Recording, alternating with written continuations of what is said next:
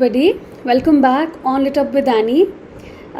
This month is a little busy month, and that is why I'm not able to upload many videos. But I'll try my best that whatever I can, I will upload. Please show your support, share this channel with your friends, and please subscribe to the channel. In this session, we are continuing with Poststructuralism, and in the previous one, we talked about Foucault. In this session, we're going to talk about the two most important people of Poststructuralism, Roland Barthes and Jacques Derrida. Let's begin with Roland Barthes.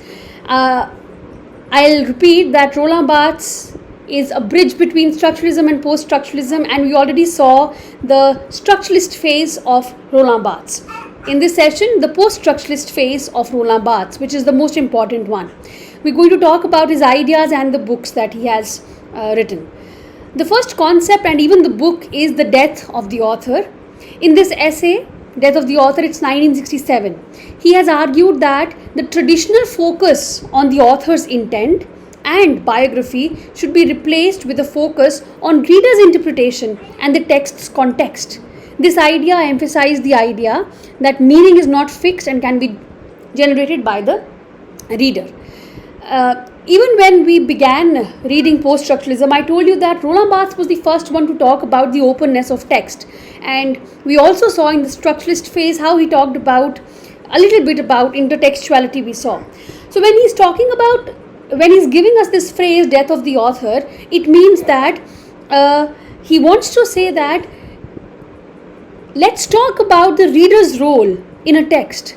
Early on, nobody talked about the reader's role in a text. सबको लगता था कि अच्छा ठीक है, book जो है वो ऑथर ने लिखी है, तो मतलब जो है जनरेट होगा वो ऑथर के दिमाग में ही है. जो रीडर्स हैं वो बस एक पैसिव रीडर्स हैं, हम इंजॉयमेंट के लिए पढ़ रहे हैं, that's it. But Roland Barthes said that let's pay attention to the reader's role in the generation of meaning of a text. And that's what when he gave the phrase death of the author, that means that birth of the reader. When death of the author will take place, that is when the birth of the reader will take place, meaning that the author has to take the passive role and the reader has to take an active role in interpreting the meaning of the text. And if, let's take an example of a poem. Let's say I have a poem and you have the poem too, but we don't know who the author is and we don't know anything about the poem. And we start interpreting that work. So what I will interpret will be different from what you interpret. Yes, there might be common things, but it's not that whatever we'll interpret will be exactly same. I might have a different interpretation than yours. And that's where we as readers are born. So Barthes argued that this traditional focus that, okay, what is it that the author intends and what is the biography of the author, it should be replaced with a focus on the reader's interpretation and the text's context. That's what is death of the author. Then we have textuality and intertextuality. So Barthes explored the idea of the text as a multi-layered structure with various meanings and references that are interconnected. As I even said in the previous session that he was very fond of intertextuality, Roland Barthes, and he has talked a lot about it. He explores that how a text is multi-layered and there are so many meanings that are there in one text. And there are so many references. For example, you must have read T.S. Eliot. You will find so many references to other works in T.S. Eliot's works, right? Similarly, not just T.S. Eliot, but we have so many books that actually will refer to other things. ज़रूरी नहीं है कि किसी एक book को ही refer करेंगे. Maybe a work refers to some cultural aspect. There are always references and everything is interconnected. So he introduced the concept of intertextuality, suggesting that texts are woven together with a network of references to other texts. Maybe a text refers to an author, and then when we go to that author has explained that particular concept in a book. Therefore, indirectly one work will refer to another work. So all the texts like that are interconnected. There are so many references to other texts. It can be cultural contexts, it can be any kind of discourse. Next is readerly versus writerly texts. Very important concept. बार्थ्स ने बोला that दो तरह के texts हैं, readerly and writerly. Readerly texts कौन से हैं? जिसमें we as readers are not playing an active role. We are just passive readers. We are just reading a book for let's say entertainment, and we don't do anything. Everything is explained by the author. What are we doing? Reading only. That are readerly texts. Writerly texts are where we as readers play active role. We interpret the work. कोई भी आप movie ले लो. There are so many movies. कुछ movies होती हैं जिसमें आपको कुछ नहीं करना. You are only sitting, watching and enjoying. But there are some movies in which you have to apply your mind, because let's say the ending you will say, अरे ये क्या हुआ, end हो गया, इसमें तो बताया ही नहीं कुछ. क्यों नहीं बताया? Because the writer probably left it up to you to interpret. So you as a reader or a watcher are playing an active role in interpreting that particular text. So that is readerly versus writerly text. Readerly, where readers are just passive readers, and writerly texts invite readers to engage actively in the process of meaning making. Then we have myth and ideology. So he wrote this work called Mythologies. Barthes examined how everyday cultural phenomena are imbued with deeper ideological meanings and serve to reinforce dominant narratives. कैसे there are so many cultural things, cultural myths हैं हमारे around, कितने सारे. He examined those myths and he tried to see that how those myths they help us develop meanings. Let's take an example. Well, we'll do that later on also, but when I say imagine a princess, I think most of us will imagine with particular traits that the princess, okay, you're imagining she has long hair, she's very pretty, she's very slim, the same kind of things in our mind, because when we have read some fairy tales, we have seen the princesses like that. So the meaning that is generated in our minds is because of the myths, or in this case let's say the dominant cultural artifacts that are there in our minds. So similarly, Barthes also examined everyday cultural phenomena to see that how their deeper ideological meanings are imbued, and they serve to reinforce dominant narratives. He revealed the ways in which these myths shape our understanding of the world, and they do. Take कोई भी example अपने दिमाग में ले लो, कोई भी myth का, how these myths shape our understanding of the world and perpetuate certain power structures. These are the list of the books that Roland Barthes has worked upon, has written, which I did not talk about in the structuralist phase. I told you we'll do it when we finish Roland Barthes. First one is Mythologies. Please remember the dates. I am saying this again and again. 1957. In this collection of essays, it's a collection of essays, Barthes analyzed everyday objects and cultural phenomena to reveal the underlying myths and ideologies they carry. तो जो myths हैं वो किस तरह की ideology carry करती है, कैसे ये myths हैं वो हमारी ideology form करता है.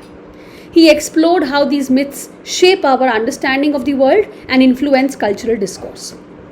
Second, image, music, text. 1977. This collection of essays covers a range of topics including photography, literature, semiotics. It includes key essays like the photographic message and from work to text. Now this ये जो essay है from work to text again is very important. इसमें Roland Barthes has talked about these two terms, work and text. What is a work and what is a text? So now remember readerly and writerly texts.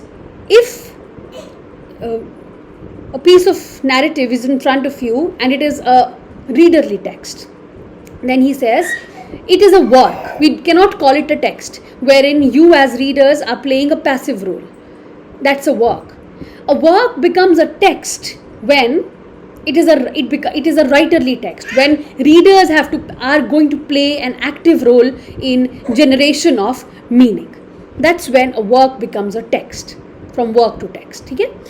Where Barthes delves into his ideas about science, language, and the shift from the individual notion of work to a more open-ended text.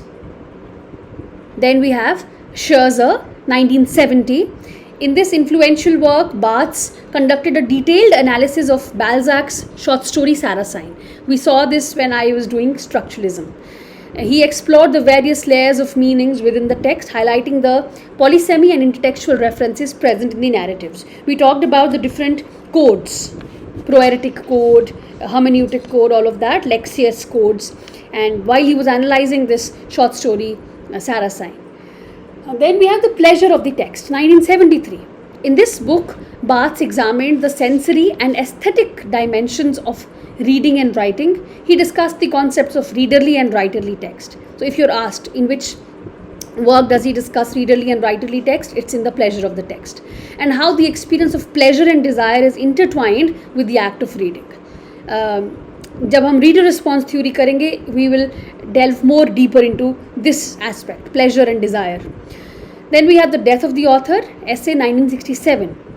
So it is not actually a part of a specific book. This essay is a seminal work where Barthes introduced the concept of death of the author, challenging conventional notions of authorial intent and emphasizing the role of the reader in creation of meaning. And last we have Writing Degree Zero. Again, see, most of the works were actually first published in French and then they were translated into English. 1953. It is one of Barthes' early works. 1953. So mostly 70s में है. This is one of the early works and is considered a significant contribution to literary theory and the study of language. So this is about Roland Barthes and his post-structuralist phase. So next is Jacques Derrida. Derrida was born in 1930 and he passed away in 2004. He was a French philosopher and one of the most influential figures in the development of post-structuralist thought. So post-structuralism हो और Derrida का नाम ना आए ऐसा तो नहीं हो सकता. He is the best known for his deconstructive approach to philosophy, which challenges traditional notions of language, meaning and truth. So whatever notions were there about the meaning generation, about language, about truth, Derrida challenged all of that. Basically the deconstructive approach, it challenged all of that. What is deconstruction? किसी भी चीज़ को deconstruct करना. As the name suggests, you have to peel each and every bit of it. It's the most famous concept. It is not a method or a fixed set of rules. ऐसा नहीं है कि okay, deconstruction है, fixed rules दे दिए Derrida ने एक text को analyze करने के लिए. No. It's a philosophical approach that seeks to uncover underlying assumptions and contradictions that are present in the texts and discourses. So Derrida says that a text is not straightforward. It is not a simple thing that you put it in front of you and you start analyzing it. No. It's a very complex thing and there are so many contradictions in the text. There are so many assumptions, underlying assumptions in a text. So you have to actually uncover all of that, deconstruct the text very nicely and look at the assumptions that are there. Look at the contradictions that are there in the text. Deconstruction highlights the inherent instability and ambiguity of language and meaning. You remember we talked about a paradox and we saw that how one signifier actually doesn't give you a signifier. It actually goes on giving you a signifier. Endless chain of signifiers. And obviously that makes the text very ambiguous, very unstable because the meaning ultimately is not there. It is not derived. So deconstruction actually highlights that. It highlights the instability and ambiguity of language and meaning, showing how concepts can be both present and absent and how binary oppositions are interdependent. So इन सब चीज़ों के बारे में बात करते हैं. So remember what Saussure said. Saussure talked about the relationship of difference. He said that if you have to understand the meaning of cat, you know the meaning because it is different from cat, hat, etc. Derrida gave a similar kind of a concept. He just called it absent. He said that when you understand the meaning of, let's say, night or day, you know that night is absent. That's how you understand the meaning of day. And again, he talked about binary oppositions, how they are independent. We will talk about that. There are some key aspects of deconstruction. The first one is difference. Difference is made up of two words, defer and differ. So it's a central concept in deconstruction actually. It's a play on a French word, differer, to defer, and difference, which means difference.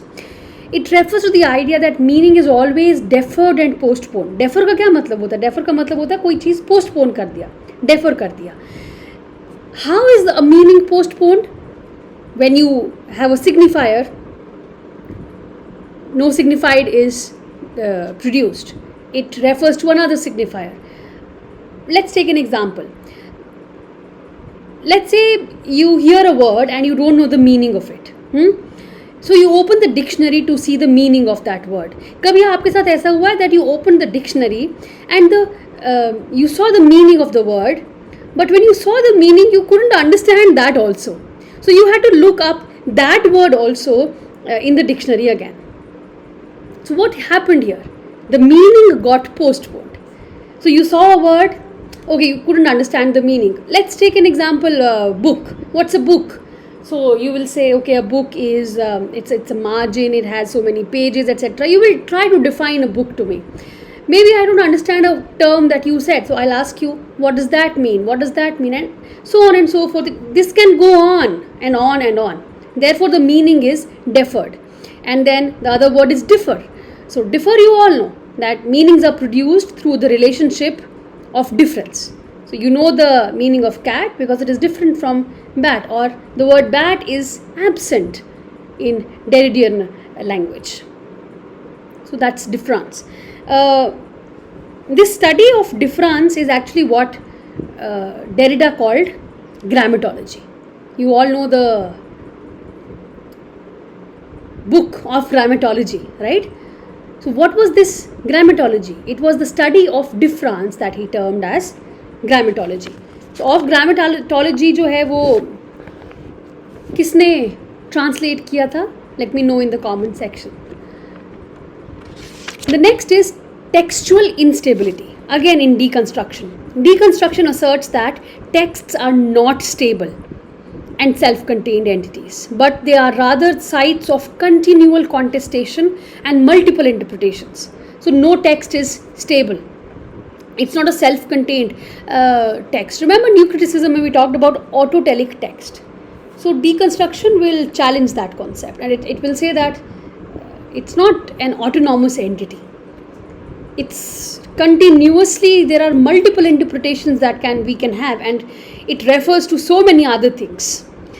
So texts contain internal contradictions and alternative meanings that challenge any singular reading. Singular reading हो ही नहीं सकती text की, कोई भी book की नहीं हो सकती है. एक सेंटेंस को भी हम कितने तरह से इंटरप्रेट कर सकते हैं. Then we have undecidability. Again text undecidable है बिकॉज डेफर हुआ जा रहा है, it's postponing. And again we can refer to Saussurian study of when Saussure says that one word can have a different meaning if you look up the history, and it can mean different in a particular time frame. So undecidability refers to the inability of definitively resolve or establish a clear meaning. Deconstruction shows that meaning is always deferred and provisional, and it resists any attempt to find an ultimate fixed interpretation. Then binary oppositions. So binary oppositions के बारे में बहुत बार बात की है semioticians ने, and even Saussurian structuralism, when we saw Saussurian concepts, that also how we try to understand the meaning, we try to produce the meaning with binary opposites. Deconstruction subverts binary oppositions as good, evil, presence, absence, and nature, culture by demonstrating how each term relies on and defers to the other. the oppositions are shown to be independent rather than mutually exclusive. ठीक है? I'll talk more about binary opposition when I talk about aporia. Then he gave the term arc writing. Derrida introduced the concept of arc writing to refer to the system of writing that precedes and underlies spoken language. Arc writing challenges the primacy attributed to speech and challenges the logocentric hierarchy. So many times it happens, that speech and writing is also a binary opposite. But if you are to ask that, okay, what will you prefer? Will you prefer speech or will you prefer writing? What will you say? Many will probably say speech, because speech jo hai, it's more authentic. There's the person who is standing right in front of you and talking to you about a particular concept. So, and this has been there. Speech has been always kept up. So this arc writing क्या है? उस hierarchy को challenge करती है arc writing, that primacy that is attributed to speech, that speech is primary. It challenges that logocentric hierarchy. When deconstructing a text or a philosophical concept, if I tell you to deconstruct a text, Derrida and other thinkers, they highlighted this concept of aporia. One second.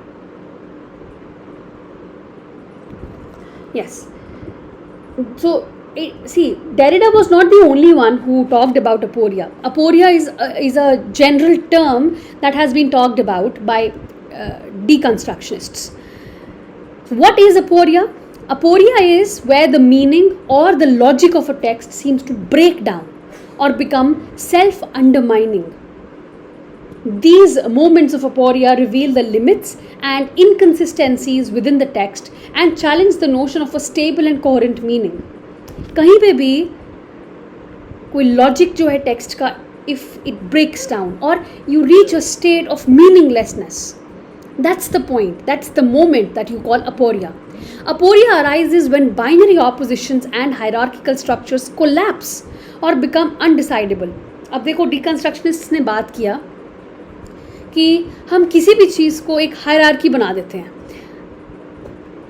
जैसे we have day, night, we have truth, lie, and so on and so forth. Always one term is preferred over the other. अब day और night है because day signifies brightness, sunlight and everything positive. Therefore, day is always kept up in the hierarchy. Similarly, in truth and lie, obviously, truth is kept up in the hierarchy. Men, women, speech writing पे मैं यही लिख रही हूँ. So, one term is always preferred. But deconstructionists तो prefer नहीं करेंगे क्योंकि उनका तो काम ही है डीकंस्ट्रक्ट करना.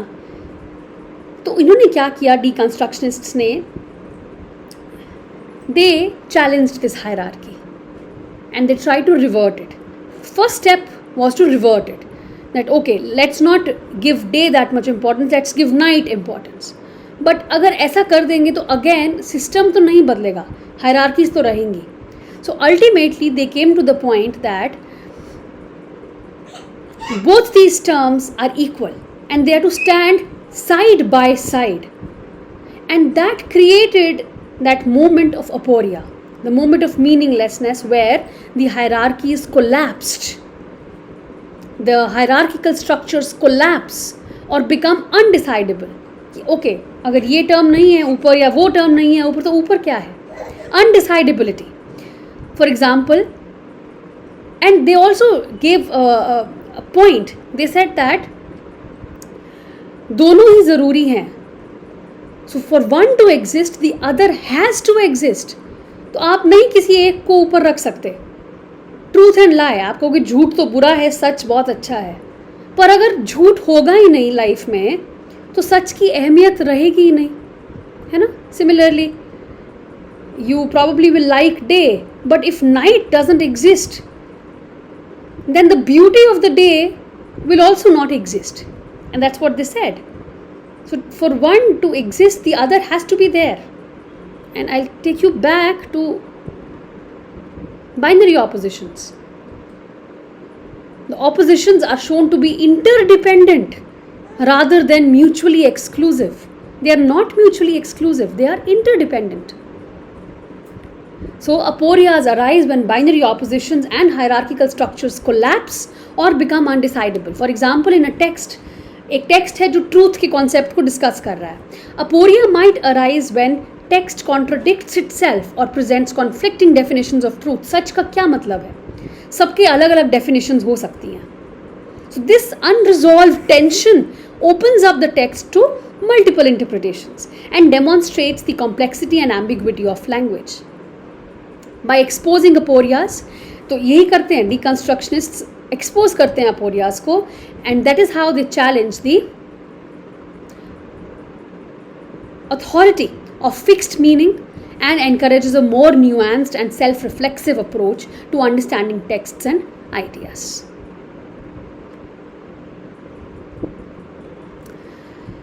Another concept is of phonocentrism, logocentrism, or the metaphysics of presence. Phonocentrism क्या है? Phono का मतलब sound or speech. तो phonocentrism was a concept that gave importance to speech, जैसा भी हमने देखा. So it refers to the bias or emphasis placed on speech over writing in Western philosophical and linguistic traditions. The term phono is derived from phonetics, which deals with the sounds of speech. Phonocentrism assumes that spoken language is more immediate, again, क्योंकि speaker present है, metaphysics of presence. Because the speaker is present and the writer is not present, therefore the importance between the two will be given to speech. Phonocentrism. Derrida ने इसमें क्या किया? Phonocentrism तो already it was already a concept. Derrida ने critique किया, of course, reveals that this hierarchy that you are showing कि speech ऊपर है, राइटिंग नीचे है, it's not justified. He argues that writing is not simply a representation of speech, but it is an essential part of language that shapes and influences the way we think and communicate. वही बात आ गई ना binary oppositions वाली, that there are two terms and then you have to see that both are interdependent. So writing is not simply a representation of speech कि ठीक है speech देनी है उसको एक writing की form में लिख दिया. No, he says it is an essential part of language. It shapes the way we think, we communicate. Logocentrism, it goes beyond phonocentrism and it critiques the broader philosophical tradition of privileging the center. Logos क्या होता है? Logos is center. Logos is a Greek term that refers to reason, speech, language and meaning. Logocentrism assumes that there is a central and foundational meaning. I'm sorry about the background sounds. So logocentrism क्या करता है? It assumes that there is a central and foundational meaning that exists. कोई भी चीज़ है उसमें एक मुद्दे की बात तो है, एक सेंटर मीनिंग तो है ही है, that exist within language और thought and serves as a basic for understanding reality and truth.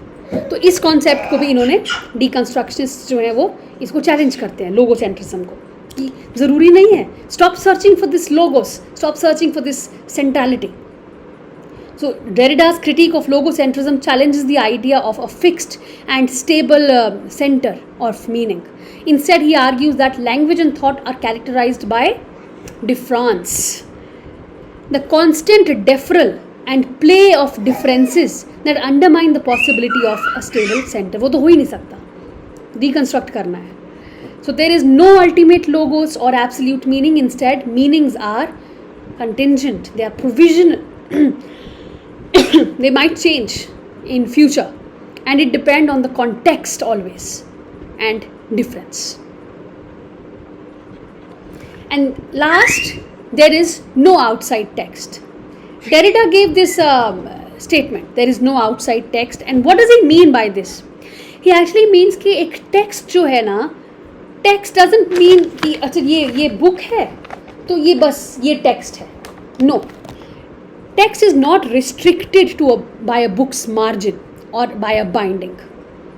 It actually overruns. See, intertextuality के बारे में बात कर रहे हैं. I think it will not be difficult for you to understand this. There is no outside text. Everything, the world is constructed in this text. We talk about the world how? In language, right?